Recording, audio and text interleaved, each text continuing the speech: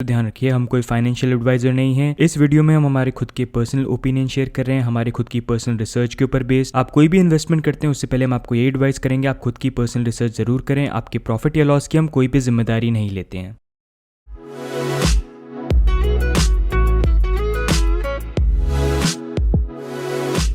Hi friends, welcome back to crypto India channel. तो दोस्तों, market काफ़ी पॉजिटिव चल रहा है और यूजुअली जब वीकेंड के ऊपर बिटकॉइन की प्राइस काफ़ी डाउन जाती है और थोड़ा मार्केट में डिप देखने को मिलता है। इस बार वैसा नहीं हुआ है। लास्ट 2 वीकेंड्स काफ़ी अच्छे गए हैं बिटकॉइन के लिए। सैटरडे भी ठीक था, संडे भी अच्छा था और मंडे तो काफ़ी अच्छा था। तो इसी ड्यूरेशन के बीच में काफ़ी सारी न्यूज़ भी आई है दोस्तों, पॉजिटिव न्यूज़ जो आपसे हम शेयर करेंगे। तो पहली न्यूज़ है दोस्तों ब्लैक रॉक की। और ब्लैक रॉक अगर आप नहीं जानते हैं दोस्तों, तो ये वर्ल्ड का सबसे बड़ा और लीडिंग और लार्जेस्ट एसेट मैनेजर है। और आप यहाँ पर देख सकते हैं अराउंड $3.6 ट्रिलियन के इनके एसेट्स में ये डील करते हैं। तो ये बहुत बड़ा कॉर्पोरेशन है दोस्तों, and they are spread across 30 countries. They have around 70 offices in 30 countries के अंदर, एंड ये इनके क्लाइंट्स भी अराउंड 100 कंट्रीज के अंदर। तो मतलब they are a pretty big deal.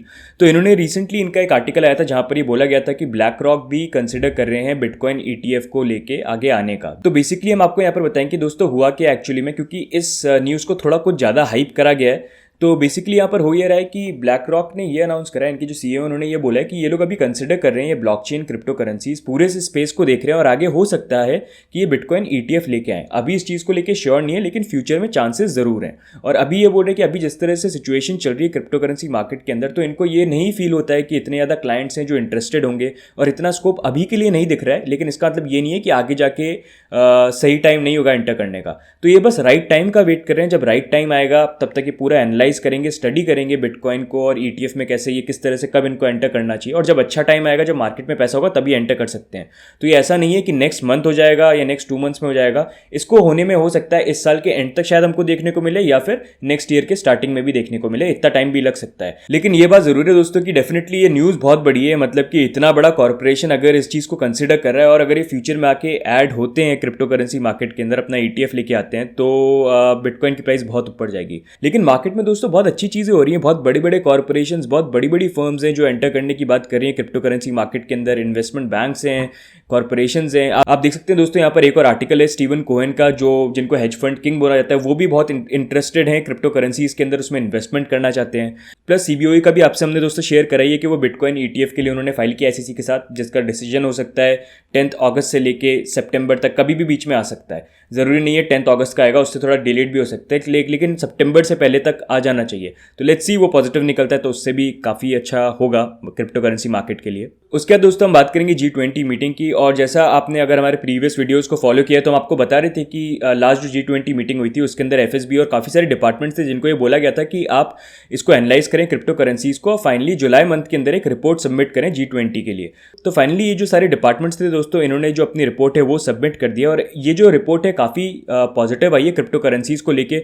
इन्होंने बेसिकली ये बोला कि फाइनेंशियल स्टेबिलिटी को लेके बिटकॉइन क्रिप्टो करेंसी ऐसा कोई रिस्क नहीं है, लेकिन ये ज़रूर है कि उसको रेगुलेट करके प्रॉपरली मॉनिटर करना और ऐसे डिपार्टमेंट जो उनको मॉनिटर करें, ये होने बहुत ज़रूरी हैं। तो ये काफ़ी अच्छी बात है दोस्तों कि इस तरह की रिपोर्ट जिन डिपार्टमेंट्स के ऊपर G20 की जो कंट्रीज़ हैं, जो G20 कमेटी है, वो जिस डिपार्टमेंट के ऊपर डिपेंड करती है, उन सारे डिपार्टमेंट ने रिसर्च करी है और इसी रिसर्च से इन्होंने ये रिपोर्ट सबमिट करी है। तो इन दिन जाके जो भी डिसाइड करा जाता है नेक्स्ट G20 मीटिंग के अंदर, जहाँ पर सारी कंट्रीज़ मिलेंगी, वहाँ पर कुछ पॉजिटिव ही निकल के आएगा। क्योंकि रिपोर्ट के अकॉर्डिंग इन्होंने जो फाइल किया, जिन डिपार्टमेंट्स को इन्होंने एक तरह से ट्रस्ट करके अथॉरिटी दी थी कि आप फाइंड करके बताएं हमको, उन्होंने पॉजिटिव रिपोर्ट दी है। तो वहाँ से भी G20 मीटिंग से भी कुछ पॉजिटिव निकल के आना चाहिए। बाकी जो भी अपडेट होती है दोस्तों G20 को लेके और ये रिपोर्ट फाइल होने के बाद जो भी प्रोग्रेस होती है उसके बारे में आपको अपडेटेड रखेंगे और आपको बताएंगे। तो नेक्स्ट अपडेट में बात करें दोस्तों, तो कॉइनबेस ने यहाँ पर एक काफ़ी अच्छा मूव यहाँ पर लिया है, जहाँ पर अभी रिसेंटली जो लास्ट वीडियोज़ है आपने देखा होगा, वहाँ पर काफ़ी सारे ये अपना जो एक तरह से इनके एक्सचेंज के ऊपर जो कॉइन्स अवेलेबल है ट्रेडिंग के लिए, उसको इंक्रीज कर रहे हैं, नए कॉइन्स को इंट्रोड्यूस कर रहे हैं। तो अब रिसेंट न्यूज़ ये है दोस्तों कि कॉइनबेस फर्स्ट रेगुलेटेड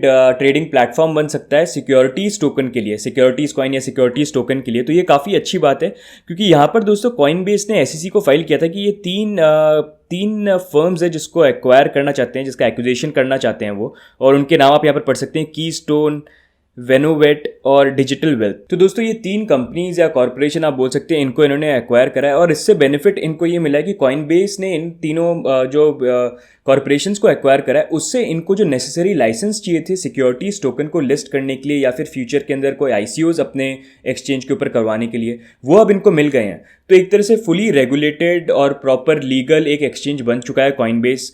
और आगे जाके हो सकता है दोस्तों ये और भी प्लेटफॉर्म इंट्रोड्यूस करें, जैसे आईसीयूज़ के लिए अलग प्लेटफॉर्म इंट्रोड्यूस कर सकते हैं और सिक्योरिटीज़ टोकन के लिए अलग प्लेटफॉर्म इंट्रोड्यूस कर सकते हैं। तो ये भी काफ़ी पॉजिटिव चीज़ है कि फर्स्ट रेगुलेटेड जो ट्रेडिंग प्लेटफॉर्म है वो हमारे सामने आ गया, जिनके पास प्रॉपर लाइसेंसेज है, उन्होंने सब कुछ एक्वायर कर रखा है। तो ये भी काफ़ी पॉजिटिव न्यूज़ है। और नेक्स्ट अपडेट की बात करें दोस्तों, तो आप में से काफ़ी लोगों को ये इन्फॉर्मेशन ऑलरेडी पता होगी।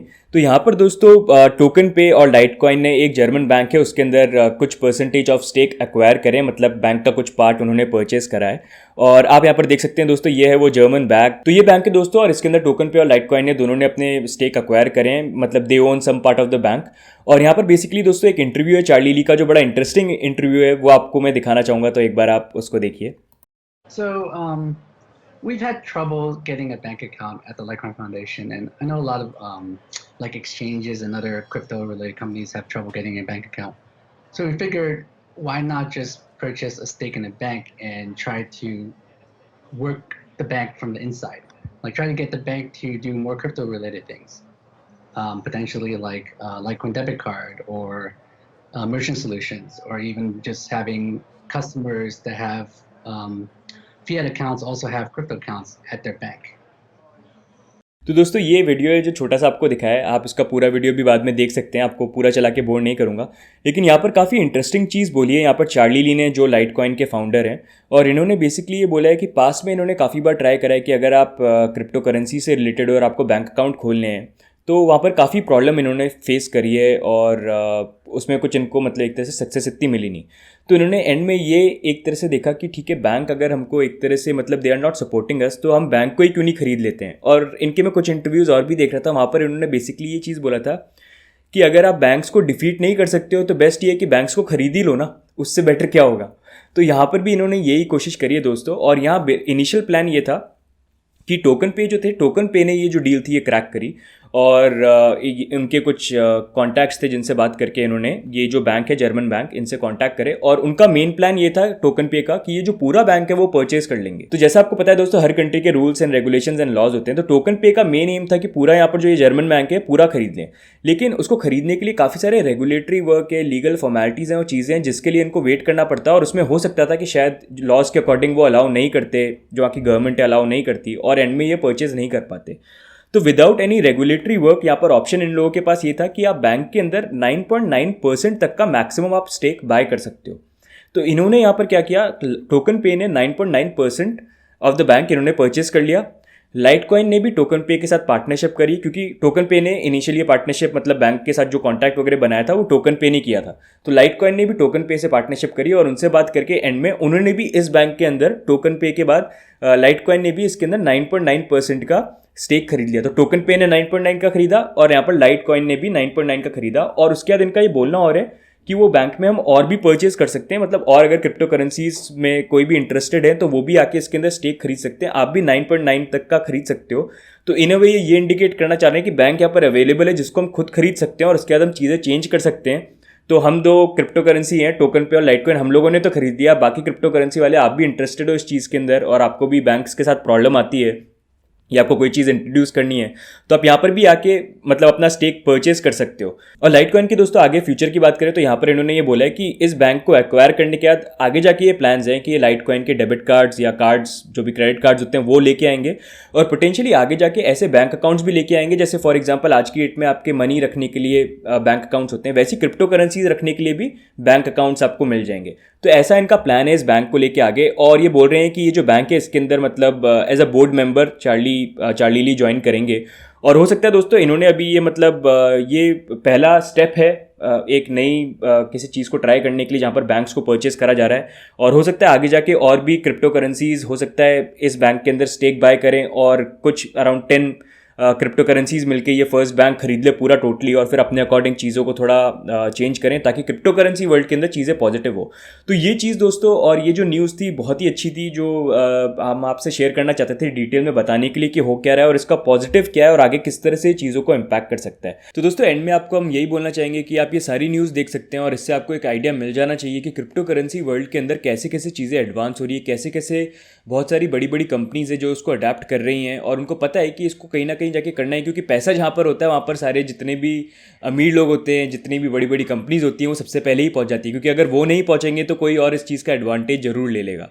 लेकिन ये अच्छा है कि EFTs अगर आएंगे तो इससे मार्केट के अंदर और पैसा, मतलब मार्केट का जो पैसा है वो और क्रिप्टो करेंसी मार्केट के अंदर आएगा, तो उससे जो मार्केट है और बढ़ेगा, बिटकॉइन बाकी क्रिप्टो करेंसी सब की सब उसमें बढ़ेंगी। और जैसा दोस्तों हम आपको हमेशा बोलते हैं कि क्रिप्टो करेंसीज फ्यूचर है जब आप करेंसीज की बात करते हैं, क्योंकि दोस्तों अगर आप टेक्नोलॉजी की बात करें, आप इनोवेशन की बात करें, तो ये ऐसी चीज़ें हैं जो लिमिटेड नहीं है, इसमें हमेशा इंप्रूवमेंट का स्कोप रहेगा।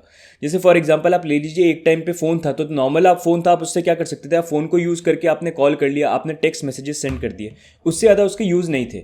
लेकिन रिक्वायरमेंट और स्कोप था उसके अंदर इंप्रूवमेंट का, तो उसमें इंप्रूवमेंट आया कि चलो किसी को पिक्चर या कुछ इमेज सेंड करनी है, उसके लिए आप मल्टीमीडिया मैसेजिंग सेंड कर सकते हो, उसको यूज़ करके आप सेंड कर सकते हो, तो वो फीचर आया। उसके बाद ये था कि यार मैं फ़ोन में इंटरनेट क्यों नहीं यूज़ कर सकती, तो इंटरनेट का स्कोप था उसके अंदर डालने का, तो इंटरनेट इंट्रोड्यूस हो गया।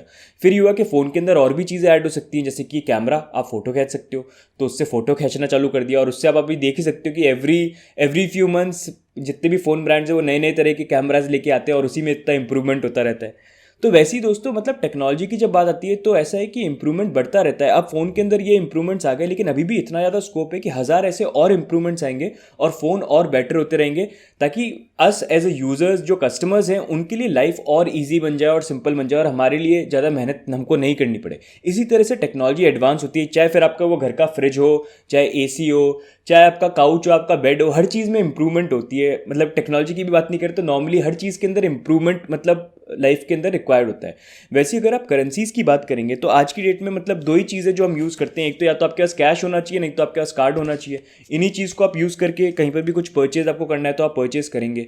लेकिन अगर आप फॉर एग्जांपल आप ये एग्जांपल लीजिए, मैं मतलब ये आपको एक सोल्यूशन बताना चाह रहा हूँ कि कैसे क्रिप्टो करेंसीज आपको एक बुरी सिचुएशन के अंदर बचा सकती हैं। जैसे फॉर एग्जांपल दोस्तों, मैं इंडिया के बाहर घूमने गया और मेरा फ़ोन चोरी हो जाता है, मेरा वॉलेट चोरी हो जाता है, मेरा पूरा सामान वगैरह, पासपोर्ट सब कुछ चोरी हो जाता है। ऐसी सिचुएशन में फंस जाऊंगा, मैं बिना कैश के क्या करूं, कहाँ से हेल्प मांगूं, क्या करूंगा, तो उसमें बहुत सारी प्रॉब्लम्स होती हैं।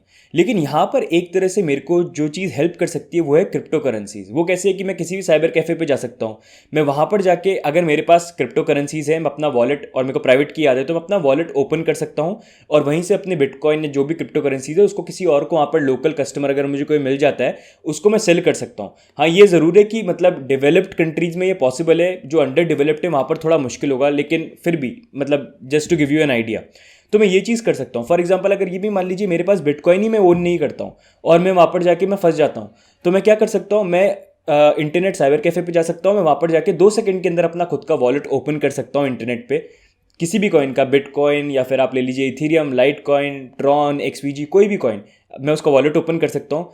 मैं वहाँ से STD बूथ से अपने घर पे कॉल कर सकता हूँ, घर पे कॉल करके ये बोल सकता हूँ कि मैं यहाँ फंस गया हूँ, मेरे पास पैसे नहीं है, ये मेरा वॉलेट एड्रेस है, आप इस एड्रेस के ऊपर मेरे को थोड़े से बिटकॉइन भेज दो या फिर मेरे को इथीरियम भेज दो, और मेरे घर वाले उस पर भेज देंगे instantly with in seconds, depending on the blockchain, with in few minutes भी आ सकते हैं। तो आपके पास क्रिप्टो करेंसीज आ जाएगी, फिर उसको वहाँ पर आप लोकली उसको सेल कर सकते हो, सेल करके वहाँ से फिर आप नॉर्मल जो आपका खर्चा वर्चा आप करके वहाँ से उस कंट्री से बाहर निकल सकते हो। मतलब ऐसी सिचुएशन में आप बच सकते हो।